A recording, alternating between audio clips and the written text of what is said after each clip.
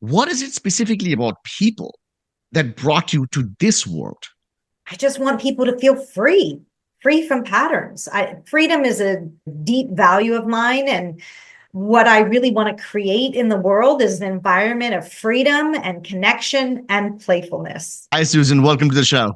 Hi, thank you. I'm excited to be here. Excited to have you here. Welcome to Peak Performance Perspective, where we teach entrepreneurs how to live a healthy, successful life without feeling burnout. You are a CEO, advisor, and a leadership coach. Tell me, what does peak performance mean to you? To me, it's about this ability to come from presence and a present state of mind versus a distracted or automatic pilot state of mind. In general, I say I'm a superpower is pattern recognition and pattern disruption. And we come into any kind of role with a whole set of patterns that we've learned. Some are effective, some are not, but it's when we're on automatic pilot. And it's almost like the real thinking part of the brain checks out for a while. It's what allows us not to take too much energy to tie our shoes or brush our teeth because the program takes over and we've done it so many times before.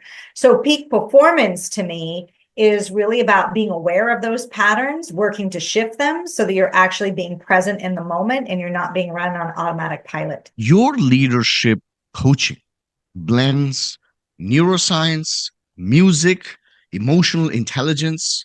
How did you get there? What inspired you to create such a multifaceted approach?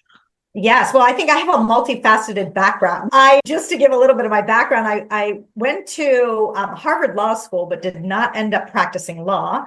Instead, I went right into consulting. But law, I think that's where I first discovered some of the superpower. The way I got into law school is I took 8 practice tests for the LSAT, which is the test that you need to take to score high. And I noticed patterns in the types of questions they were asking, so that when I actually went to take the exam, I only missed 2 questions and scored in the 98th percentile. And so all I could see the patterns in the way they were asking questions and what they were looking for. And I would study what the actual correct answer was so that I could anticipate what the answer would be when the test was right in front of me. So I knew, I guess back then I had this gift. I didn't quite recognize it as this gift, but law school teaches you how to make distinctions and finer distinctions. And the use case of that is case law. Well, I didn't find that very interesting, but what I use now is making finer and finer distinctions of mindset. So I've got this legal background that's sort of teaching me how to make finer and finer distinctions. I'm now applying it to mindset. Went from there into consulting at the Boston Consulting Group, learned all about strategy consulting and how I use that now in leadership development is, you could have the best strategy in the world, but if the culture doesn't support it, you're dead in the water. And that's certainly something I learned there. And also with NBC as a black belt in Six Sigma, which I also learned about bringing that. And it was a great process, but again, the culture did not accept it. So all of these experiences that I went through have given me little touch points, but one of the biggest ones was actually after all of that, I went to get a master's in drama from the London Academy of Music and Dramatic Arts. And that experience, and this is 5 years post law school, was transformational in the sense that I kept thinking there's got to be a way what I'm learning to bring back to the business world, because some of the leaders that I worked for were just almost soul sucking. I mean, it was just, I come out eager, hardworking, and I wasn't engaged in any of that. Like those employee engagement surveys, I think I was the one that was checked out. And so what you learn as an actor is this ability to authentically connect, to deal with that inner critic, that voice inside your head, and really building deep empathy. And this is the piece where I thought, how can I bring this back? And so more than 20 years ago, is when I began this journey, started working for a boutique leadership development consulting firm, and then went out on my own in 2006 and been doing it ever since. So you can see these little pieces. I bring the music piece in, which we can go much more into, but it had its roots way back then. You talked about finer distinctions of mindset. What does that mean? So there's a general, what I can see is the way people are looking at a problem and what information they're dialing up and what information they're dialing down. In other words, I think as human beings, we think we're chameleons and we can see 360 degrees, but we don't. We have a central vision and a peripheral vision. And where we point our focus of attention, that's what we see. And we get really good at seeing that. It's sort of what we're motivated by to see, but there's something behind our head we can't see, and that's our blind spot. And so if I'm arguing it's red, it's red, it's red, there's someone else looking in that direction saying, no, it's green, it's green, it's green. So when I say finer distinctions, I'm really helping leaders understand what their automatic patterns are for where they tend to look, what information they tend to get really good, but maybe even dial up a little bit. And what I mean by that is like overemphasize, and what information they're completely missing. And so being able to find out why they're looking there, what's the belief or assumption, the mindset that's driving them to look there, and what belief or mindset that they may have not considered, that if they were to open up to, they could see a whole new way of taking action where they hadn't seen it before. And that's the key to getting someone unstuck. Having worked with so many CEOs around the world, getting them unstuck, are there specific patterns of reasons why they are focused on certain types of metrics and not? Oh, yes, yes. I mean, a lot of this stuff is hardwired, coded in childhood. It's how we learn to survive, and we become very good at certain tasks or superpowers. I have almost like a hypervigilance of watching nuances, seeing how people, what they see, what they don't see, that natural curiosity. And that becomes something that is a dominant trait of mine in what I'm doing. But there's other things that I don't pay attention to as much. And that's true for every human being. So I think building the awareness, first of all, of what that superpower is, what your liability is, how you can work on that liability, but also who you should have on your team that could best support you in filling in that gap of your liability, because that's where I see where the best leaders go, is they're able to fill that out. So where do some leaders get stuck? They tend to hire people that they like really well. They feel like they look at the world the same way. Well, that's great. And so you'll get along really well, but we actually make better decisions because now you're both looking in the same direction versus somebody who might be seeing something from a different perspective, whose thought you could integrate. In the leaders playlist, you explore what you just said, which is that how childhood wounds impact leadership. Can you share an example of how this manifests and how music helps heal these wounds? Yes, for sure. It's both a unique approach to leadership as well as a unique solution to leadership. So I think the best way to describe is to give you an example. And I'm going to give you an example of a leader I worked with. Her name was Deborah. She was chief marketing officer for a biotech company in the Bay Area. And she had gotten some feedback that she wasn't as collaborative as the rest of the team would like her to be, more collaborative in the terms of letting people run their own swim lanes, so to speak. She would get upset when she wasn't invited to key meetings or wasn't included in certain emails. And, from their perspective, they wanted her, like, she wanted to be CC'd on everything and copied on everything and in every meeting. And like, we can't possibly run this way. And from her perspective, she's like, no, I don't want to be in everything, but these are key things. And I'm in marketing and I need to know what's happening.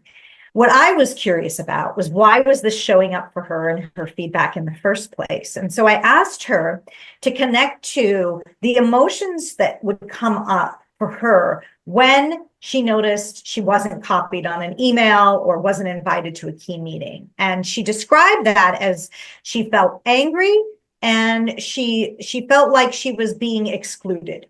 And so I said, okay, where else in your life do you find this pattern of feeling excluded and maybe getting angry or frustrated about it?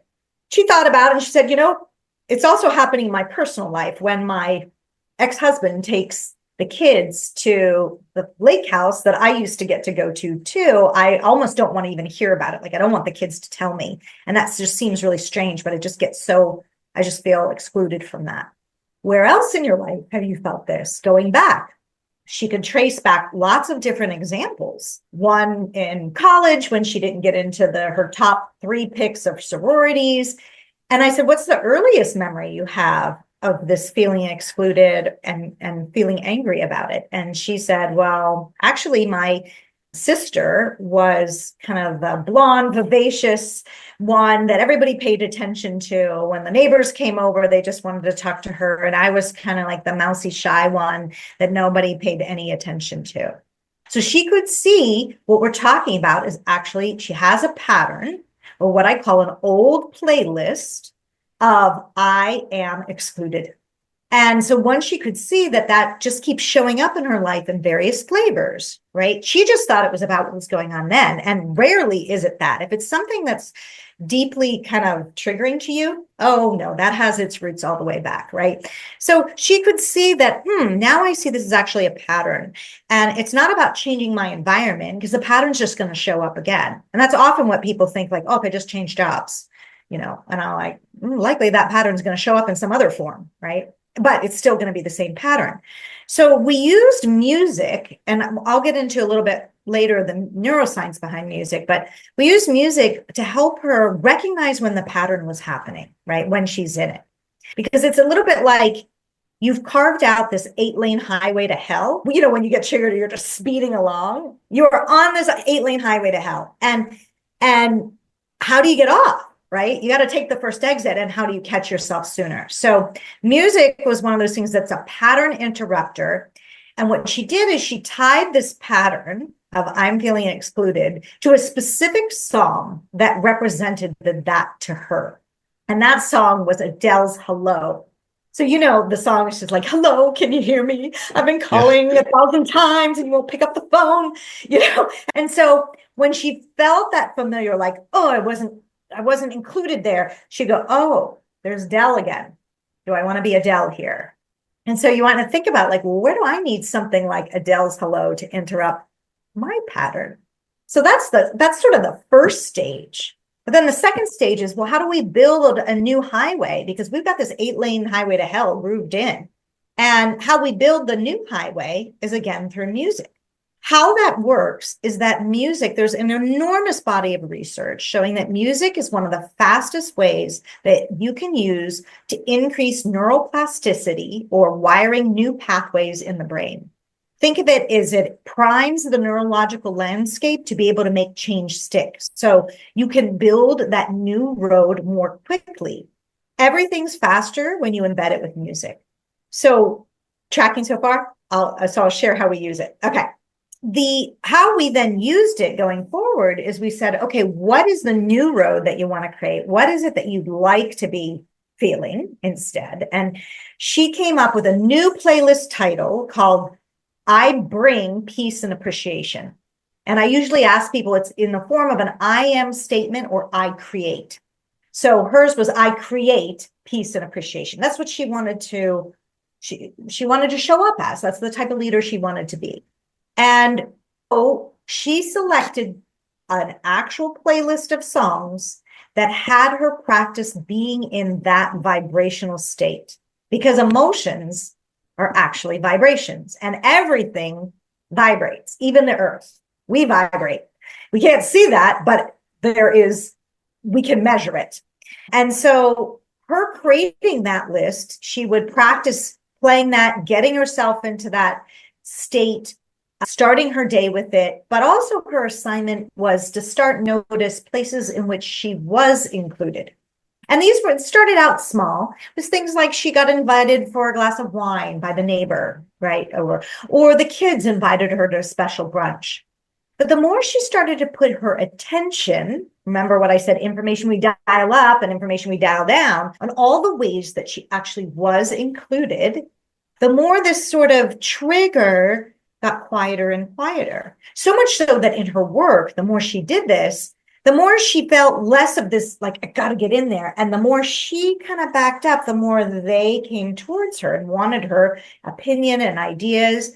So much so that now even her nemesis, the guy that like they had the most tension about this issue, they now have a standing coffee every other week where it's just enough for them to catch up and what she gets what she needs, and then they go their separate ways. And of course they email if there's something urgent that comes up, but she finds that's all she needs, and he finds he wants her insight in that situation. So really transformed how she showed up, both by using music and where she put her attention going forward. Fascinating. Where does this take one? So, identification of the pattern, right? And then associating a song with it that helps you think, do I really want to feel that way? Coming with an alternative playlist that puts you in a different vibration zone and paying attention to the things which is the inverse of what you're feeling. What's the next step? Do these feelings of, let's say, imposter syndrome or self doubt, do they eventually go away? Or is this like a really good way, a coping mechanism to get through you to individual days and have a better quality of life? It's a little bit like you built that road, that 8-lane highway to hell. It's always going to be there, Mhm. unfortunately, Yeah. because those synapses. But just like any road, the less it gets traveled, the more kind of dormant and the more nature takes over, and it gets a little less. It's not so like automatic response. So it takes a little bit in terms of neuroscience of change. It's going to take some effort. Think about it.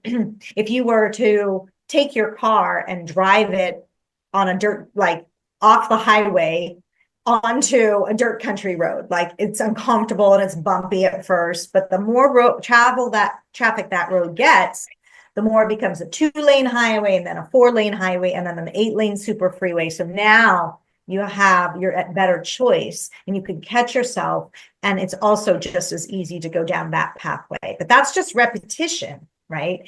And the repetition can be built faster, again, as I'm saying, given the studies of music and what music does to the brain, because music lights up all 4 regions of the brain. It's particularly unique at one time. And there's some powerful studies even around Alzheimer's patients and how they come alive when you put on their favorite music. Those who have been completely unresponsive, they start talking, there's more eye contact.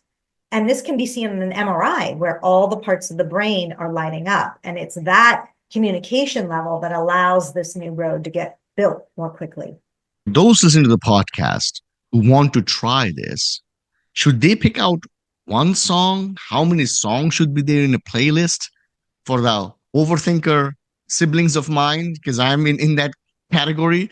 How do I know this is the best song? How do you go about understanding what songs to put in? Yeah, for sure, for sure. I know. I wish I could say you need this exact song, because and I can't do that because I don't know what the music impacts you. This is where you need to actually start to pay attention to how the music is impacting your emotional state, right? What and being more selective about it. This is about being very intentional with music. And it's not to say you can't enjoy every type of music, that's fine. But if you're looking to change a pattern, you want to be very intentional about that. So what I recommend is for the pattern interrupt, and this is all in the leaders playlist in my book, but for the pattern interrupt, you pick one song that's your anchor song. That's that Adele's Hello, right? And you might have a few others, because sometimes, and I think both on both sides, on the new and old playlist, music starts to lose its impact after a while. When you first hear this new song and you love it, and you're like, oh my God, I get so excited when I hear this new song that comes on the playlist that I'm listening to. But then after a while, when you hear it so much, you're like, okay, I'm sick of that song. So I recommend it like an anchor song, but you might want to have a few backup songs that are also similar if that starts to get old for you. And then in the new playlist, I suggest at least 10 songs that can help you practice. And the best time to listen to that, first thing in the morning, when you're making dinner, but when you're out in nature, when you're walking or hiking, because the brain is often in a different state in that awareness, and it also helps you. So we want to look for those different states where you can practice it. But you could even use it. Let's say you have to go give a presentation. I also have an anchor song on my new playlist. And for me, that's Bruno Mars 24 Karat Magic. Like I play that song and I'm like ready to go. Right. And so there's no other state of mind I can be when I put that song on. Like I can't be like in frustrated or life's unfair. Like I don't feel that way at all when I hear that song. And so I use that to get myself pumped up before I walk on stage. But athletes know this. Do you remember Phelps Space? Yeah. So they know Absolutely. how to use music to shift into peak performance. And that's what we're talking about. There's a famous interview with Kobe Bryant where he talks about before he get on the court, he listened to the Halloween theme of Michael Myers because it's on record. You can see the video of him talking about it. And he said, because when he's like, I don't want to sound like a psychopath, but basically that's what it was. When I was on court, it's kind of like I'm Michael Myers. I'm going to eviscerate the competition. And then there's the videos of him sitting there and watching, and you can almost see his head nodding to almost the beat of the music. So it's very interesting stuff. Like you said, one of your superpowers is pattern recognition. Pattern recognition is about identifying things that we often almost ignore. Right. Some of these concepts that you're mentioning, we have had personal experiences with this, where a particular piece of music made us feel a certain way or stopped us from feeling a certain way, but we just ignored that and moved on while you really understood the power of it and capitalized on that. Yes. You are also certified in heart math and integrative Enneagram methods. What are Yeah. these things? Yes, sure. So the two main modalities I use to recognize and shift patterns. One is music that we just covered, and the other is the Enneagram. So the Enneagram is a model for understanding a particular leadership style. At least that's how, and I'm in leadership development, how I apply it. And it again helps people look at what are the underlying patterns of what motivates them and what information they tend to take a look at and where their blind spot is. So it's a powerful model because it's more of a systems model. So it might get compared to like Myers-Briggs or DISC or some of these other assessments, but those assessments don't have it organized such that this systems model where you can see not only where your path of growth is, but who best supports you in that path of growth. What is the connection I have between, if I'm a type 7, I actually want a type 1 on my team because that person is looking in the exact opposite direction of me. And I have something to learn from them, and they have something to learn from me. And so it's this interrelationship, this systems type model, rather than just putting people in the buckets, but understanding how we're all connected and how we each have something to add to the piece of the puzzle that is really powerful for leaders to work with, particularly in the work that I do with teams, because when you understand who is playing what position on your team, not from a competence perspective, but from a natural motivation and where their attention tends to go and what information that they're going to be missing, but we bring all those pieces together appropriately and you've got a winning team. Obviously, it helps with awareness, of your team members and where things Yeah. are and self-awareness. But how does this all add up to create somebody who's resilient, somebody who's tough, somebody who doesn't afraid of making an unpopular decision? Because a lot of leaders struggle with that. I mean, well, it depends. If you are type 8, you won't struggle with that because it's called the powerful challenger and you won't have any problem, right? So I think it depends on the type of, again, leadership style that you have. But it's sort of, I think, understanding what is it that feels at risk for you.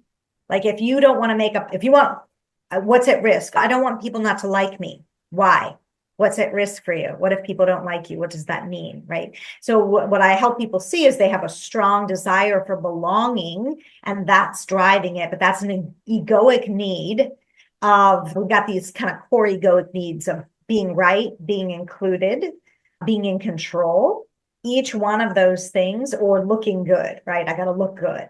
A lot of those can be tied to different Enneagram types and what the core driver is.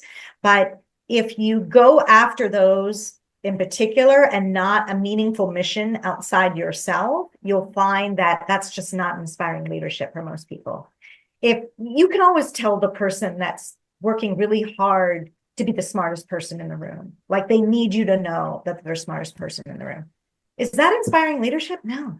right? So the paradox is, if you're committed to some goal, like what this new product that you created, and you really think it's going to transform healthcare, let's say, and you're committed to that, that's different than I'm really committed to having you being included here, or looking good, or being right, or being in control. When you go after those things directly, you never seem to get them. But if you go after something else, those come as a byproduct. You do start to look good. You do. It's not saying that these are bad things. Everybody wants to look good, be in control, right? And be right. But it depends on if they should come as a result of, not as the intention to go after.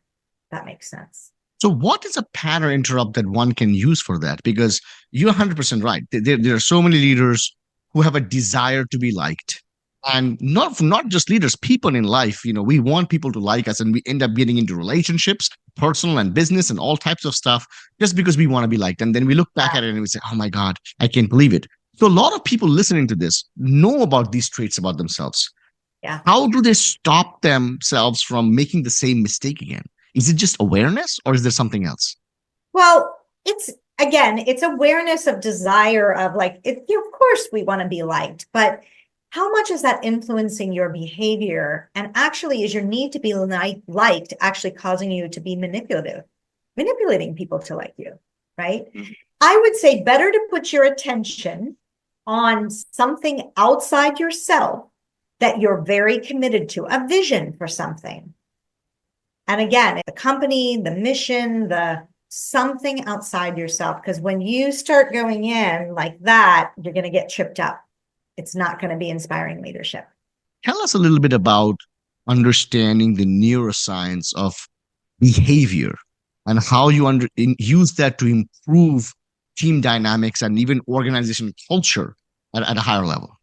Yeah, sure. I mean, it's similar to what we've discussed, which is kind of understanding that the reason we do things over and over is because it is a practice pattern, and we developed some of these deep-seated patterns in childhood to survive. So they're not wrong. And I think to kind of make it wrong just sort of further solidifies it. Like, you can't say, I'm going to stop yelling and expect anything. You're just going to get more yelling. That's how the brain works. Like, you could be like, stop yelling, stop yelling. All the brain hears is yell, yell, yell, right?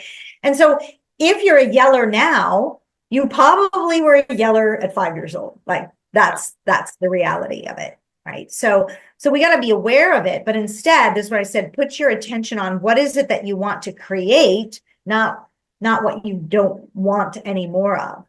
And so that's how the neuroscience works. And I think far too often people like, I'm gonna stop eating that cake. Well, likely you're gonna eat the cake.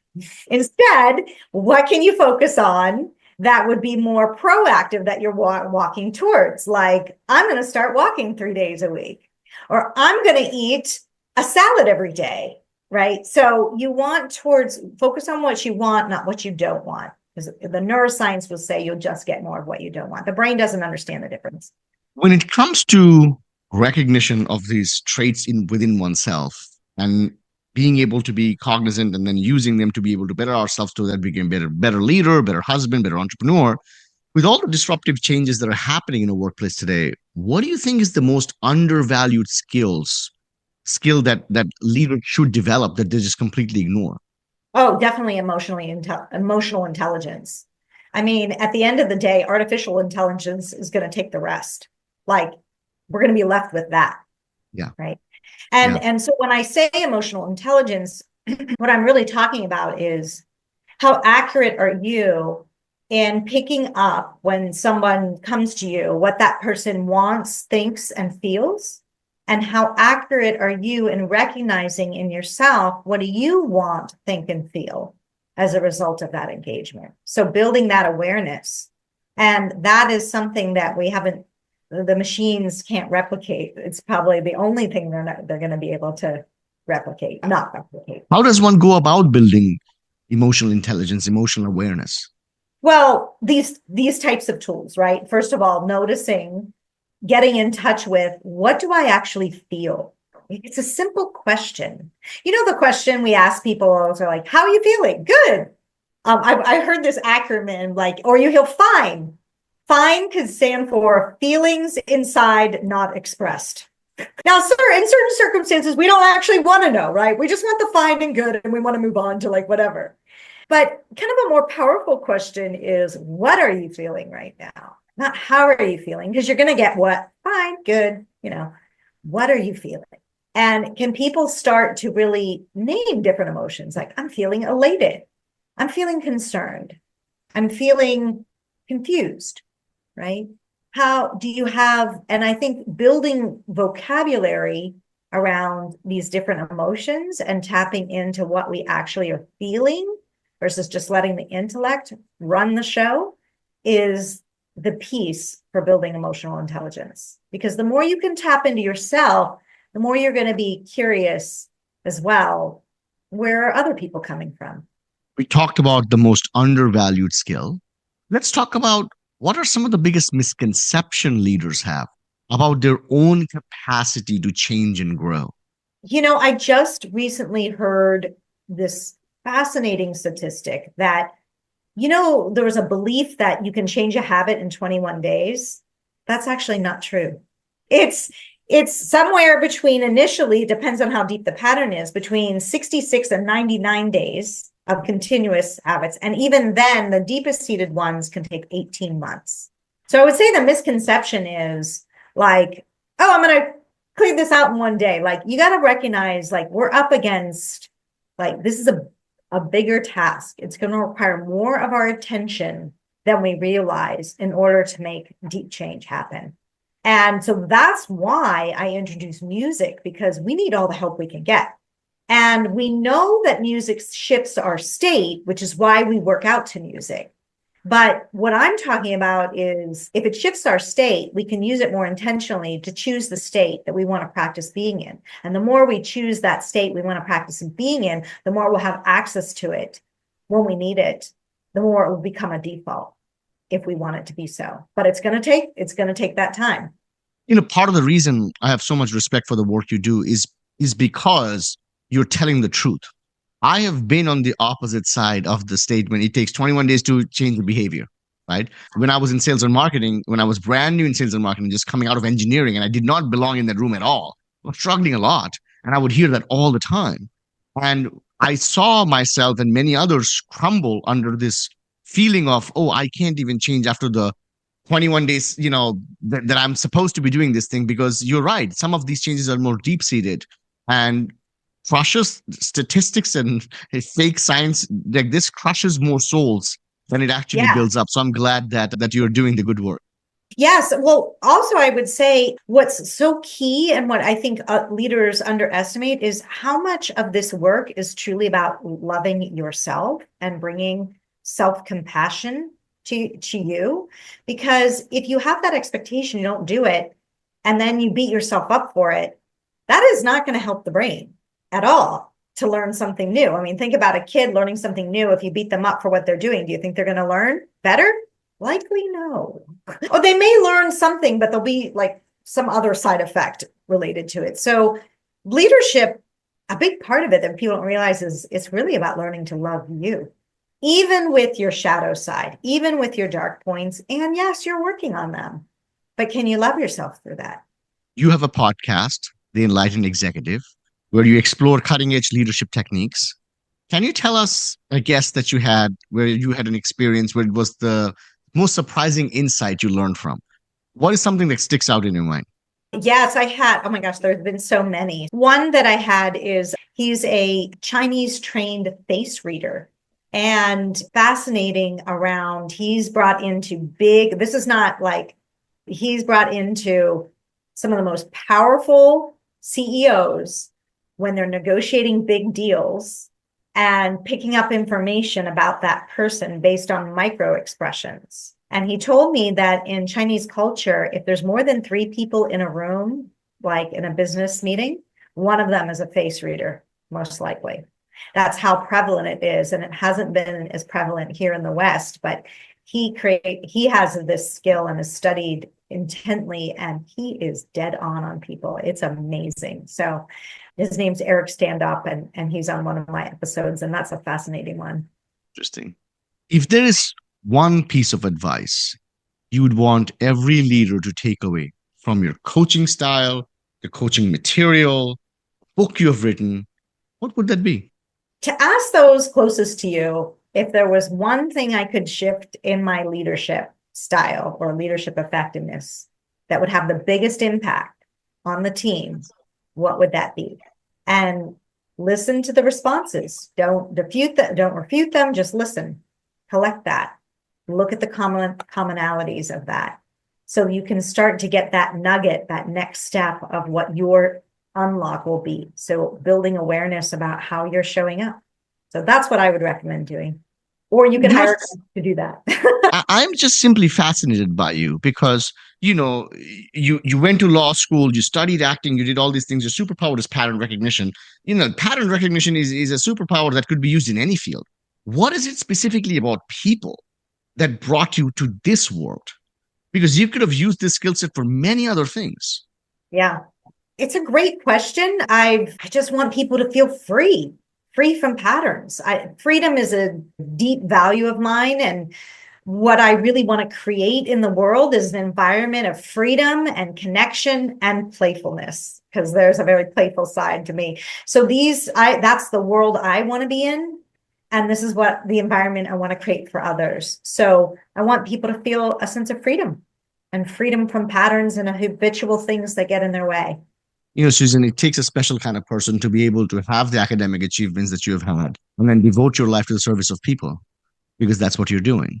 And Yeah, as I pointed out, you could be doing so many other things. And it's right. one thing to be able to be accomplished, have all this education, have this degree, learn all these things, and fix your own life. But then it's another thing to be able to take that information out and go to organizations, go to people, start a podcast and spread it. So it speaks volumes about not just who you are intellectually, but also the type of heart you carry. So it's an honor and a pleasure to have met you Oh, and thank you. have to Thank you. I feel so be on the seen. show. Yeah, Thank yeah. you. Thank you. Any last words for our audience members? Where can they find you? How can they connect with you? Anything else you would like to share? Sure. Well, if you're curious about your own leadership style, we have a 5-minute quiz that you can take to start to uncover what is that superpower and what are those potential liabilities. You can go to susandrumm.com, and that's drum with two M's. And you'll see it right there up in the corner. Take our free quiz, and that'll start to give you some ideas. And from there, we'll give you other suggestions. We'll talk about what chapter it relates to in the book, because in the book, I go through not only the process, but examples of 9 leaders and their old playlist and their new playlist and the actual music that they used to make that shift. And I put 9 of them in there because I was hoping that they're short stories, but you might resonate with 1 or 2 of them and start to see. So when you take this quiz, it'll also point you back to check out the leader in chapter 5. Like this might resonate with you.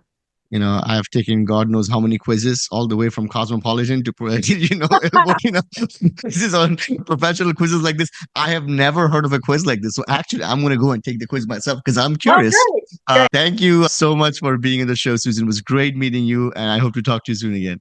Thank you. Thanks.